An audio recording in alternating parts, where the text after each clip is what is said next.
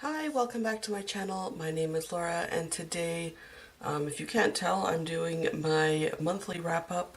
This is for the month of April 2017, and this is all of the titles that I finished in the month. I did participate in 2 readathons during the month, and so there will be some titles that cross over into some other videos that I've already done this month. I'm going to try and limit how much I talk about those titles, because there still are a few to get through. Again, I'm just going to work through my calendar. This time you can see is Sailor Jupiter, and I've been working on a Sailor Moon calendar and entering in how many books I read every day, and just talking about them like day by day. At any rate, let's just get started.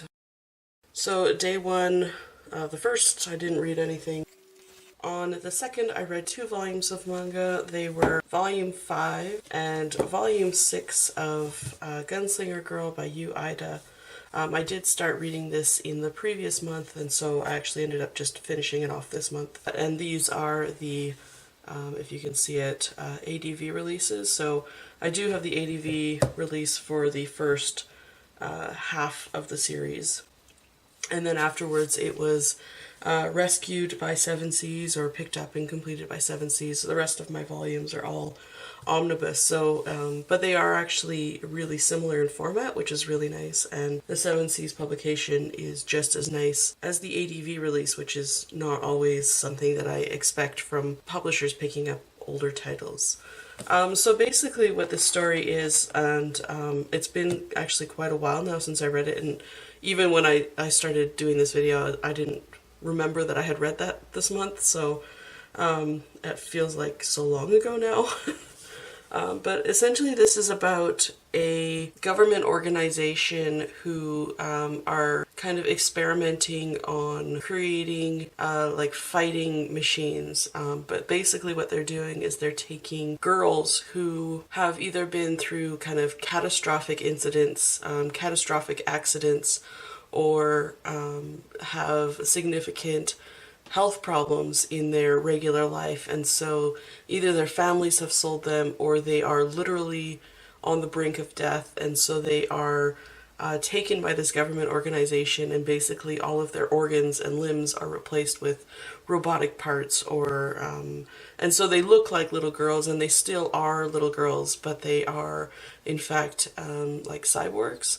And at the same time, like as they are doing these experiments on these children, they're also performing brainwashing on them, and putting them through vigorous programs to remove any memories they have of their past.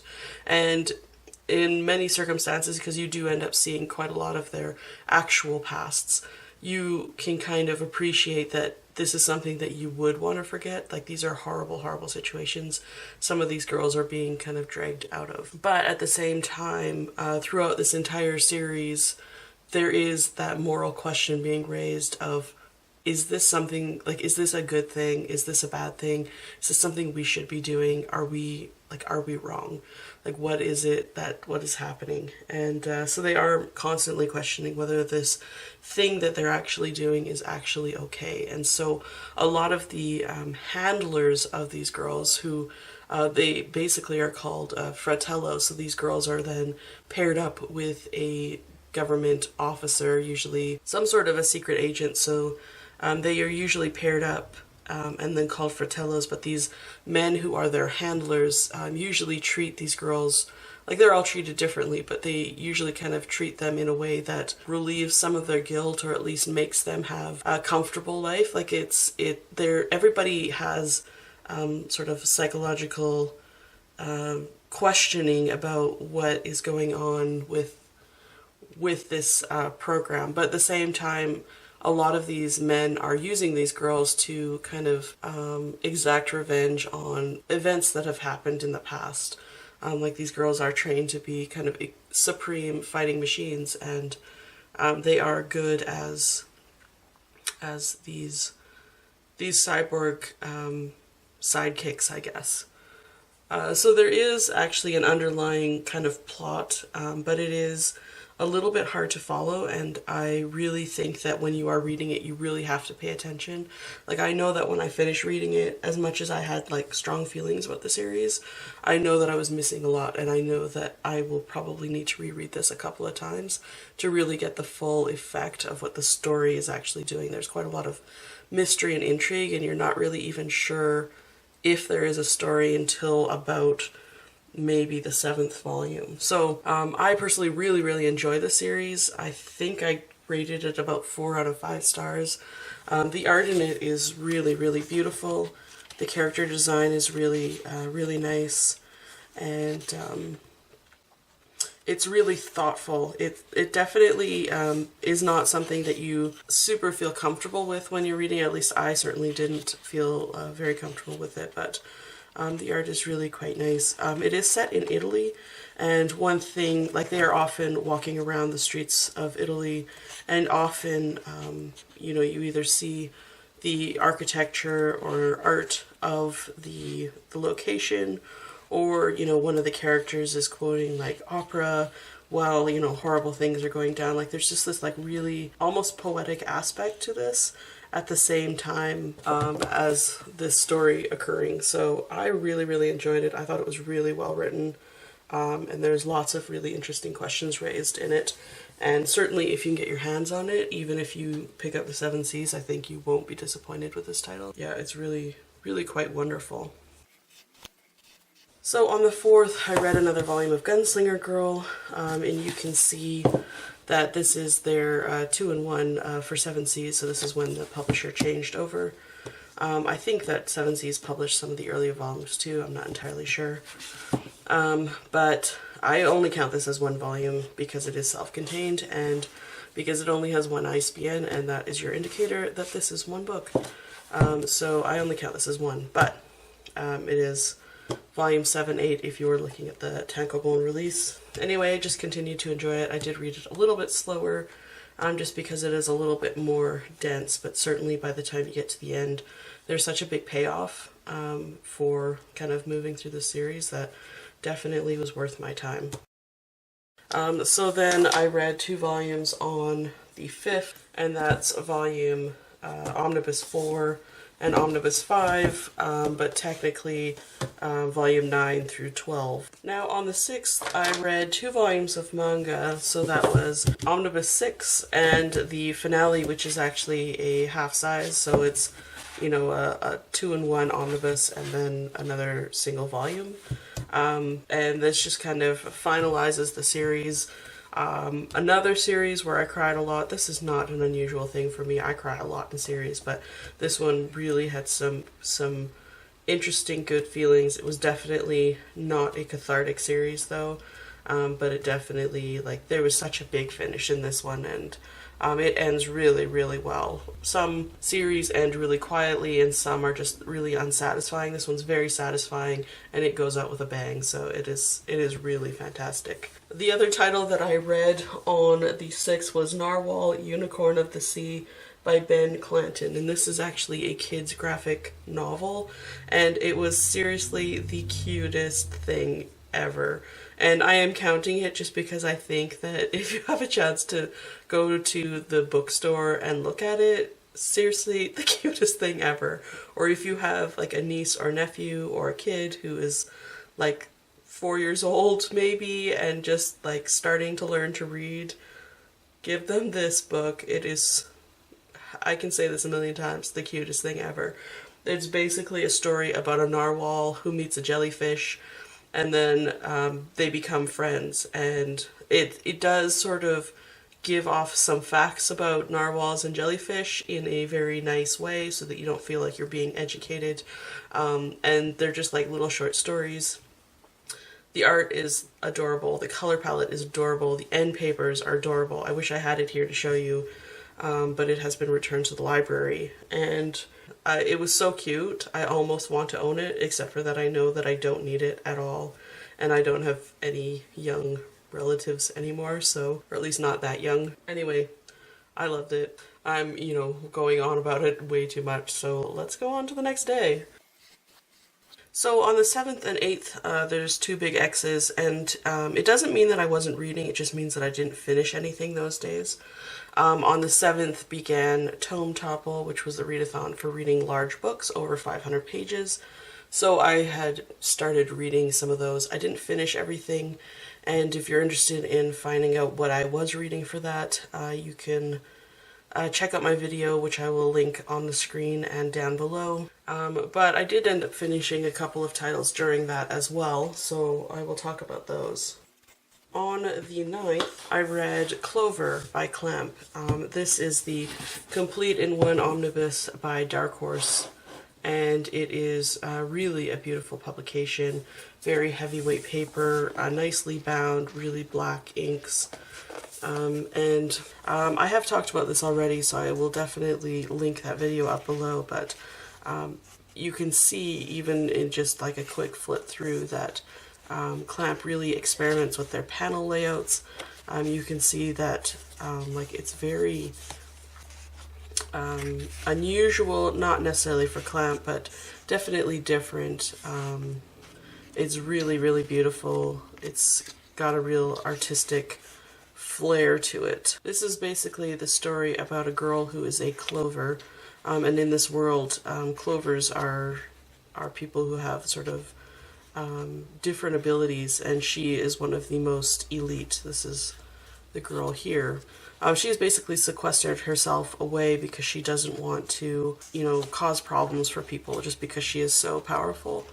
But she does make a wish, and that is for this man to accompany her to a place that she would really like to go to, and just kind of be her bodyguard. So she is being transported to this other place, and it's just a kind of melancholy little story. It's about all of their different kind of connections, and all of their little pasts. It's a very unusual story. It is a little bit confusing. I can understand that people might be confused when they read it, but it's definitely worth reading, and I think for Clamp it's one of their most interesting works. It does take on kind of a flashback structure in that there's a handful of short stories, but each chapter is kind of going back in time rather than going forward in time, so that's a really interesting progression of a story, and the art in it is just, it's beautiful. It's sublime.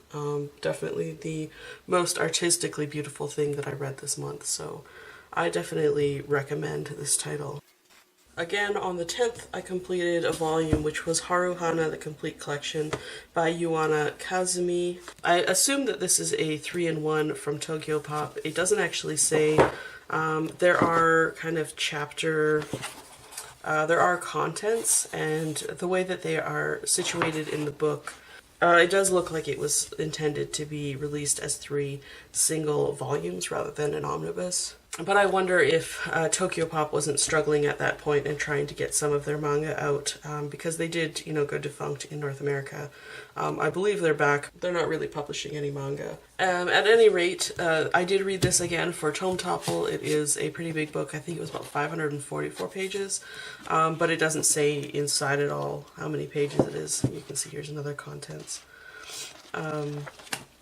It's basically a story about a girl who is kind of allergic to being touched, and about a boy who kind of has a magic touch, like he's like that other title that I'm reading called Magic Touch about massage. He is able to kind of relax any person with his magic hands. So he works at kind of a spa, and she ends up also getting a job there, but her skill is not in being touched, and it's not in a lot of things, but she can actually play the violin, and so they kind of create this spa experience.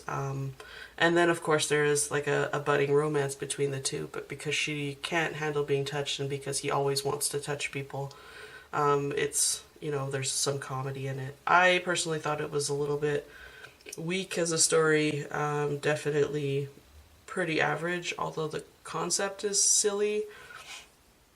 But again, since it's self-contained, if you could find it for really cheap, you know, and you're really into shoujo manga, you could pick it up. I don't think that this is a title that I would recommend to a non-shoujo reader, though. Like, it does seem a little bit younger, so probably like preteen, early teen age would probably be the best reader. And someone who's either like super brand new to shoujo manga, or someone who just only reads shoujo manga, because there isn't a lot in this that you can't get from pretty much any other series. So anyway, I did pick this up just because I didn't remember what the title was about, and so I wanted to read it again. I probably will be reading it again in a couple of years when I forget what it's about again. And I just do that because I like to refresh my memory. So that's what I ended up picking up for the 10th. On the 11th, I read one volume of manga, and that was Fujoshi Rumi by Natsumi Konjoh, and I did talk about this in my Shelf 21 tour. So this is part of my Shelf 21 reading, where I select a shelf randomly and then attempt to read at least one series off of that shelf. This was published by Anime Works, and I don't have a lot published by Anime Works, but it's actually a really nice publication. The art in it is pretty average, but, you know, like completely functional. The publication, though, is pretty nice. The ink quality is good, the binding is good, and it still looks brand new. Like, it's still super white, and if you compare it to Hana, which is probably about the same age, like, you can see how yellow Hana is getting compared to it. So definitely holding its own. This is essentially the story about a young girl who is a Fujoshi, which essentially means that she is really into yaoi or boys love type stories, and she kind of likes to fantasize about boys being together. And then it's about two male best friends who kind of befriend her, and one in particular is interested in her, but she keeps kind of rejecting his advances because she has it in her mind that they belong together. So it's pretty funny, and I enjoyed it quite a bit. I did mention in the other video that this is a seinen series, so it does affect the way that the story goes, and it does affect kind of certain aspects of it. I don't think that it's bad. I think it's a pretty decent little story, but just something that you might want to be aware of. So I ended up reading volume 1 on the 11th. Then on the 12th, I ended up reading 2 more volumes, and this completes the series. And you can see that the art style itself looks fairly like yaoi, or maybe shonen-ai. It definitely has a shonen-ai look to it. Yeah, it was just kind of a cute story. It's incomplete in 3 volumes.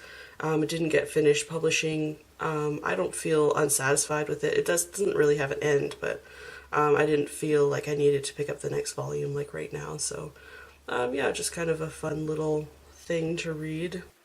Then on the 13th, I started reading my long series, which is Shugo Chara by Peach Pit. This is one of my titles that came out of my star box. And so it just was randomly drawn a title that I want to read this year. And I thought it was quite fortuitous because it just happened to be Easter week when I started reading this. And if you can tell from the cover, it actually has little Easter eggs. It is sort of an Easter themed title, although the only thing that it really takes from Easter is the eggs and then the name of the evil corporation, which is the Easter Corporation. There isn't really anything else Easter about it. This is essentially the story about a young girl, and I think that she's in about 5th or 6th grade. You can see from the cover here that she's dressed in kind of a punk style, but her parents are artistic, and so they buy her clothes because they think it's cute on her, but it's really not her, and so she feels it's not her, and she wants to be kind of something else, and so she has this strong desire to become something else. And from her desires are born these little eggs. And inside each egg is a character, and the characters are kind of a manifestation of this person that she wants to become, or like an element in her character that she wants to become. You soon realize that there are other students at the school who also have character eggs, and they invite her to become part of the student council, and they all kind of fight against the evil Easter Corporation to prevent the corporation from taking the desires out of the hearts of children, because the corporation is looking for the special embryo egg, which is supposed to grant them any wish. And so they are kind of forcing these eggs out of the hearts of youth, out of the hearts of youngsters. And when these eggs are destroyed, then these children kind of lose their passions and lose their kind of their hopes and dreams. And so they're kind of trying to, as a group, prevent this from happening. They also are able to slowly throughout the series begin transforming by combining themselves with their character. And so it is a little bit of a magical series, you know, that they can kind of draw their powers out using these eggs themselves. The egg characters are really, really cute, and I actually thought that it was a pretty decent story. That it is a pretty character-driven story, which isn't necessarily always going to coincide with a magical series. They often are kind of more plot-based. So this is definitely a character-based story, and it is really about understanding your own character and understanding your own dreams and kind of becoming okay with yourself. So I think that there's lots of really good messages in this. The characters are really super cute, and the story itself is actually pretty good. I'm not finished reading this yet, but I am enjoying it and certainly will be completing it in May. But I also thought it was just really funny that I ended up picking this up in Easter month, because I was thinking about it anyway, that I wanted to read it at Easter. I like to read kind of things coinciding with whatever holiday, so I thought that would be kind of fun. Anyway, I am enjoying this one. It's a pretty good series. The characters are very young, and again, this is another series that I say would probably be better for like a preteen audience. But there is enough story and depth and character development in this that even sort of older readers would probably appreciate it to some degree. So on the 14th, I just finished the second volume of Shugo Chara. On the 17th, I read 2 books. So that would be Volume 3 and Volume 4 of Shugo Chara, just continuing on with this series. On the 18th, I read Volume 5 of Shugo Chara, just again continuing. I also read Snow White, a graphic novel by Matt Phelan. And this is another kind of middle school age graphic novel, and it's based off of Snow White, but it actually was set in a, I think, 1930s flapper era, if I recall. You know, it's been a while since I read it, and it reads really quick because there's next to no text in it. But I actually enjoyed it pretty much, but the concept was there, and definitely the idea of the Wicked Witch constantly going to check the ticker tape for finding out who the fairest in the land was. I thought that was just sort of like a really clever comparison. Rather than going to the mirror, she went to the ticker tape. So I thought that was cute. But apart from that, it was, you know, it was pretty average. And the 20th rounds out the Tone Topple Readathon, where I finish reading Veda by Clamp. Again, this is another really nice publication from Dark Horse, the same size and quality as the Clover volume, and you can see that the art, though the panel work isn't as experimental, the art is still really, really beautiful. So yeah, this is a pretty dense title.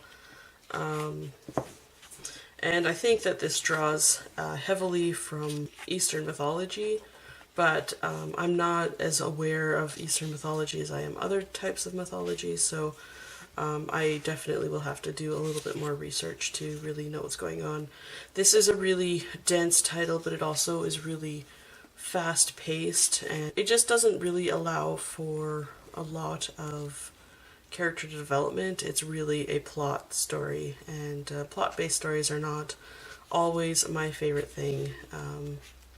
You know, you're supposed to have feelings towards these characters, and you know, if you don't give them a chance to really develop as characters, it's really hard for me to really even care about the story a whole lot. So right now I'm not super interested in this story.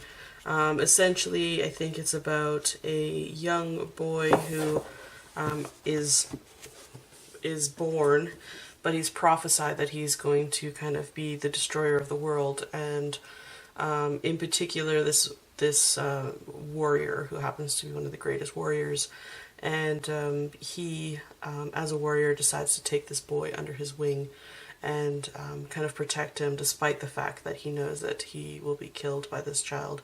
So they're basically on a quest and they're traveling around. I don't know too much about what it's about, and I read it pretty, I think, in a hurry. So I think I'm going to have to do a lot more reading to really understand what it is, what I am reading. But, you know, for Clamp's first work, it is still a really beautiful book. And it's a really nice publication from Dark Horse. So then on the 21st, I picked up my new cell phone and immediately broke it as soon as I basically got it out of the package. And I had already switched over my plan from my one phone to the other phone, and so I was just like seething. And you know, you're just like sick because you've destroyed this thing that was so expensive. So yeah, the 21st I did not read. But the 22nd, I ended up having to take my phone in to get repaired, and I was sent to a store like way across the city, and it just happened to be in a very short distance from one of my favorite comic book stores. So I went to the comic book store on Saturday, and I do have a haul coming out for that very shortly. But I only ended up reading 2 volumes that day, and they weren't able to fix my phone on the Saturday, so that was really unfortunate. But I ended up reading Magic Touch Volumes 1 and 2, which were titles that I picked up at the comic book store. They were selling this as a bundle for the whole series, and it was a pretty good deal, so I decided to pick it up. Didn't know anything about it beforehand, and I'm still a little bit unsure about the title in general. It's got a really strange premise. It's about a massage club at school, and basically about a girl who keeps seeing this mysterious back all over the place, and the back is so tense and all she wants to do is massage it, and just happens to be that it's a back that belongs to a student at school, and when she approaches him, he doesn't want to be massaged. That's the general premise. It's really, really silly. It is the same author as Monthly Girls Nozaki-kun, so that's also kind of interesting because I don't see the resemblance, and normally, you know, you can you'll be reading along in some manga and you'll be like, man, this really feels like so-and-so, or this other title, and then it turns out that it's the same author. Like, that happens to me so often. So the fact that I'm not feeling Nozaki-kun at all from this title, it's very unusual. But it's cute and fluffy. You know, it's not a standout title by any means, but it's fun for now, and definitely something that I needed because I was still so upset about my phone at this moment. It has since been repaired and I do have it back now, but it was really, really frustrating on that weekend. The next day that I finished something was the 25th. I read 1 volume of manga, just continuing on with Shugo Chara, and I think around this point is when the plot actually kind of changes. So there's a big arc, maybe at volume 7, I can't remember exactly, but there's a big arc that kind of lasts until around this point, and then a new arc kind of starts a little after this volume. So it's an interesting first arc, but definitely the second arc that I'm currently reading is definitely more interesting, so I'm happy to be continuing with it, but I am not done at this moment. Then the 27th, I continued on with volume 7, and then... So of course the 28th I did not read because the 29th was Dewey's 24-hour readathon, and I read a bit on that day, so I kind of wanted to save up and get ready for that instead because I really literally was reading most of the day. So on the 29th I ended up reading 9 volumes of manga, but this was until midnight, and then I did end up reading a few more after midnight. So the first thing that I read was Galaxy Express 999. Volume 1, Volume 2, Volume 3, 4, and Volume 5. This is a vintage manga that was published by Viz Graphic Novels, and it is written by Leiji Matsumoto. Recently, Queen Emeraldus had been released. I think that one came out from Kodansha. I can't remember off the top of my head. Essentially, this is the story of Maitel and Tetsuro. Tetsuro is a child, you can see here, and Maitel is this beautiful woman. Essentially, they are traveling together on the Galaxy Express 39, which is a space train. It travels on the Galactic Railway, and it looks like a regular old steam engine traveling through space. They are essentially traveling to, or she is sort of accompanying Tetsuro to his final location, wherever this place is that he needs to go. And it is quite episodic, so they are landing on planet to planet, and basically just sort of meeting people along the way. But really, as they're traveling through space, different planets and things are actually being blown up. So a lot of the people who they meet actually are dying along the way, and it's just sort of an expression of what is humanity, and it is kind of more a metaphor for the growing up process, I think, than it is really about telling a story. It's really, really interesting to read, and it's really a beautiful story. This is a title that I've had on my TBR many times this last year and a half, and I'm glad I'm finally read it.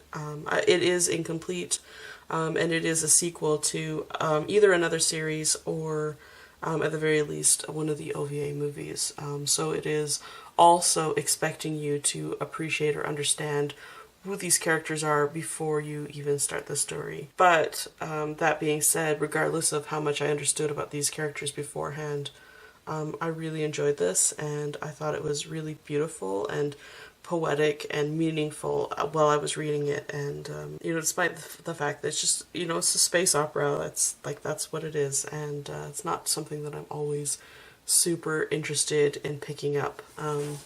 It is a really nice title, and it's certainly very hard to find, but if you are able to pick it up, I would urge you to, because it is really worth reading. I'm really grateful to have this title in my collection, and I am now more looking forward to reading Queen Esmeralda's, or Emeraldus. And Queen Emeraldus and Captain Harlock both appear in the series very frequently, and I believe that Captain Harlock has been licensed as well, or at least one of Captain Harlock's stories. Maybe, I think it's actually more one of his modern titles has been licensed by Seven Seas, I think. So Seven Seas is picking up some old series, which is really exciting to hear. So I definitely will be picking that up, because after reading this, I have the hugest crush on Captain Harlock. He doesn't really do a whole lot, but yeah, he's the cutest, and I love him now, so definitely will be picking up more. But this was a really good read. I'm really glad I read it. It was unfortunate that I had to read it so quickly and all in succession.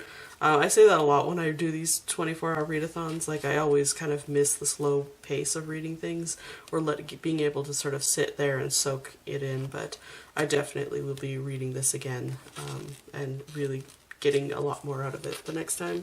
And then next I picked up Shuriken and Pleats by Matsuri Hino. This is a 2-volume complete series, and it's the same author as Vampire Knight, so you might be familiar with her work already. She does have quite a few series actually in print in English. This is essentially the story about a young ninja who, in modern times, who is sort of a bodyguard, and the person she's protecting actually ends up dying right at the very beginning. And so now she has to kind of figure out what it is she wants to do with her life. There are a bunch of little twists and turns, and it's a pretty cute story. But when I read it the first time, I actually didn't enjoy it all that much. I especially didn't like the ending. The second time I read it, I did improve my rating on it, so it does improve, I think, when you read it all together at once. Maybe without leaving a break in between, but if you've read any of Matsuri Hino's titles and you like them, this is pretty much exactly what you would expect from her without the magic. So I thought it was an okay title, and then that same day I ended up reading Paradise Residence Volume 1 and Volume 2 by Kousuke Fujishima. These are you can see quite different in size. I have read Volume 1 before, and I did do kind of a first impressions video of it, so I will definitely link that up somewhere on the screen or below. And I just wanted to keep reading it because it is now complete in 3 volumes. This is essentially the story about an all-girls boarding school, and it's just about the characters who live there. If you've read Kousuke Fujishima or if you've watched any of his series, this is really the same kind of stock characters that he uses in all of his works, at least all of the ones that I am experienced in. This is the same author as Oh My Goddess, and You're Under Arrest, so it's got these like really spunky, fun female characters, as well as the fact that there's a lot of motorcycles in it, despite that this is just an all-girls school. So he does kind of get those technical aspects in there that he draws so well. I really enjoyed this. It really is just a story about enjoying life, about enjoying your friends, and enjoying the school experience. So one thing that you will want to be aware of is that this again is a seinen title. So it does sort of add different elements that might, or at least are considered to appeal more to a male audience. So there are more kind of panty shots, and there is actually quite a bit of nudity in this, but at the same time, you would kind of expect that from an all-girls dorm. Like, some people are just sort of more comfortable with it. What I thought was really interesting is that it's the, I can't remember if she's American or French, character that's in this. So, the non-Japanese character is really, really okay with herself and is totally okay in her skin. And I just thought that was really funny, because every other series that I have read where there's a foreign character, that's always the character that is not okay with nudity and is always like wearing their bathing suits into the hot springs and things like that. So I thought that was actually kind of funny that Fujishima had a different experience of foreigners. Or maybe he didn't, maybe he was just using it for comedic effect, but I thought it worked. But yeah, it's actually not really offensive. All the important parts are tastefully covered up. But the story itself is just sort of fun and light and just sort of everyday slice of life. And I enjoyed it a lot, and I probably will be rereading it, I expect over and over, so looking forward to seeing more titles from Fujishima. So that was the 29th, and then on the 30th in the morning, I ended up reading just 2 volumes. So I ended up finishing off Paradise Residence. This is the final and 3rd volume, and again, it's a little bit smaller, so you can see them together. They actually look really nice together. This is a nice color combo, but volume 1 is definitely the bigger of the 3. And volume 1 includes sort of like omake, or side stories, which I almost think are probably better to leave until you're finished reading the 4th volume. I don't think that they worked where they were, because they spoil a lot, I think, or they were already spoiled by the time you read them. So I think that maybe they probably would work later. But anyway, I enjoyed this title. Yeah, it was pretty fun. And then the last title I read before I passed out that night was Magic Touch Volume 3 by Izumi Tsubaki. And I can't tell you I remember a whole lot about it. I was sort of getting to the point where I couldn't keep my eyes open, and I couldn't concentrate at all. I did actually pick up Volume 4 and start reading it, but I think I fell asleep while I was reading it. So, yeah, I ended up reading about 11 volumes. I did read a little bit from a novel also during the readathon, and I was really distracted with eating snacks. So if you're interested in watching, my sister and I did a vlog together, kind of documenting our day, so that will be linked up as well. So it's definitely not my best month. Like, there's lots of days where I didn't end up reading, and even during a readathon I wasn't reading a whole lot. I did start a few books which are quite a bit larger, and they are unfinished at this point. But yeah, I'm definitely getting behind on my reading challenge for myself. But if my math serves, I ended up reading 36 volumes of manga in the month, or 36 books in the month of April, so a little bit less than the previous months, but at least it sort of covers a book a day. And at the very least, that's the minimum of what I want to be reading for myself. So that being said, I do have some different plans for May. I'm not participating in any readathons in May, but what I am going to be doing is trying to catch up to my Goodreads goal. I had set a Goodreads goal for myself to read 750 books in the year. So I am currently about 56 or 60 books behind schedule. My goal is basically to read a little over 2 books a day, which is totally doable. So in order to catch up, I'm going to need to read my 2 books a day, which is about 60 volumes for May.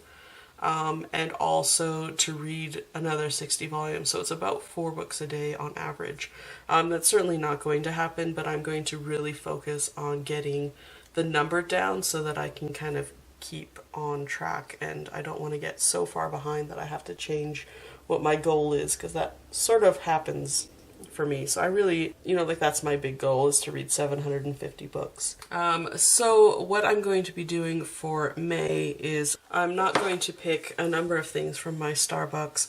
What I'm going to do is I'm going to try and finish off some titles that I have kind of incomplete. So, for example, I want to be still reading in Osamu Tezuka's story, but as you can see, this thing is huge.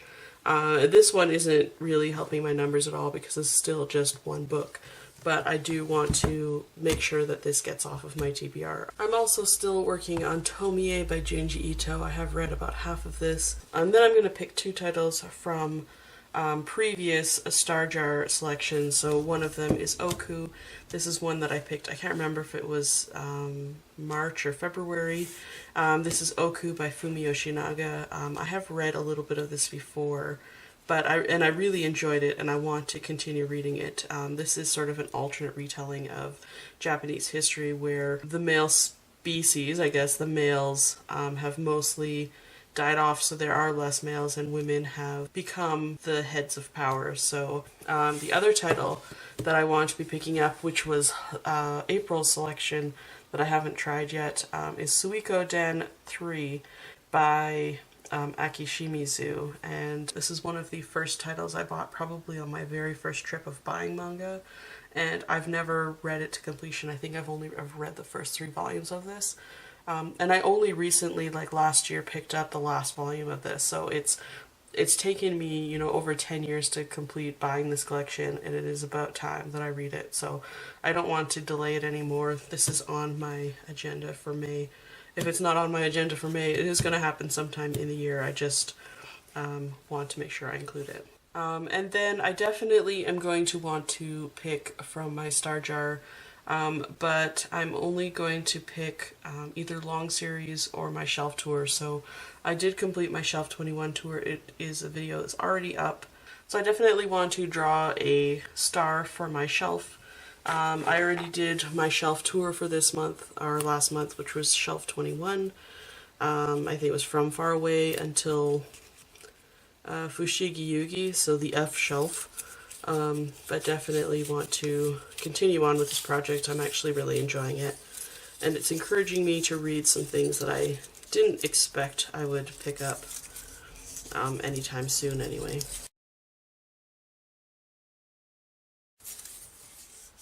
So the shelf I have chosen is shelf 18. So this is a bottom shelf, which means that most of the volumes are going to be the same size as Oku. You can see Oku is kind of a larger manga, or the larger size manga, and Suikoden is a standard size manga. So our bottom shelves all house these larger manga, and they usually are things that are a little bit more obscure or out of print. Definitely some of the older titles are in there, and a lot more of the Gekiko work, so this will be an interesting experience reading through the shelf. I'm not entirely sure what's on that one, but we will see. So I am going to still pick 2 long series, and I would just naturally pick 2 long series anyway. So I have 2 pink ones here that I'm going to do. So the first one that I picked out is Hoshin Engi. I don't know if you're aware of this title. It is a Shonen Jump title, and it is quite long, and I've recently finished buying it. So it does have kind of a weird fantasy look to it. So the next title that I picked is Cross Game. And Cross Game is a title that I've only read the first volume of this. It is a baseball series, I think, probably, because that author also did Touch. I did read the first volume of Cross Game. I've only recently finished buying it in the last year, so that's why I hadn't read any more of it. It is a slower, dramatic work compared to other sports series, at least so far it is. So here's Hoshinengi. If you haven't seen it before, it's by Ryu Fujisaki, and it's about 23 volumes, I can't remember, and I was just looking. And then Cross Game by Mitsuru Adachi, and you can see it's a pretty big volume. Most of the volumes are almost as big, and I think there's about 8. I didn't actually look. This one will not really help me too much with the numbers, but it will be a good read, so that's fine. Yeah, so I have lots to read for the month. I hope I'll get through most of it. But that is what I am planning on reading. And also, of course, lots of rereading for the month because I'm just in the mood to reread some things. And I didn't put any of the titles that are rereads into this star jar, so I really wanted to make sure that I'm reading the collection that I'm buying. So that is what I am doing for the month of May. Hopefully you will stick around for it. Let me know if you've read any of these titles and what you thought of them, and I will see you in my next one. Bye for now.